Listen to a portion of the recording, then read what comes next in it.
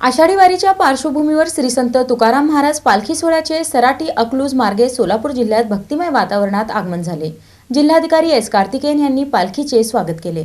आषाढी वारीनिमित्त श्री संत तुकाराम महाराज पालखी सोहळ्याचे सराटी अकलूज मार्गे सोलापूर जिल्ह्यात आगमन होताच जिल्हाधिकारी एस कार्तिकेयन यांनी पादुका व अश्वपूजन करून पालखीचे स्वागत केले।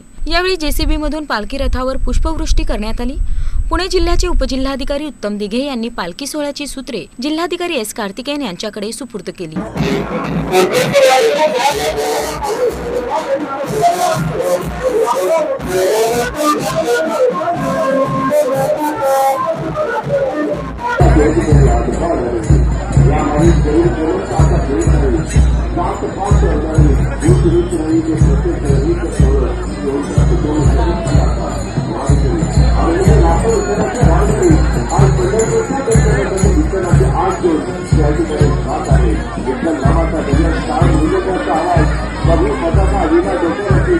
संत तुकाराम महाराज पालखी सोहळा पुण्यभूमीवरून त्या ठिकाणी सोलापूरच्या भूमीमध्ये या ठिकाणी आलेला आहे आणि त्यांचं अभूतपूर्व आता स्वागत या ठिकाणी केलं जात आहे।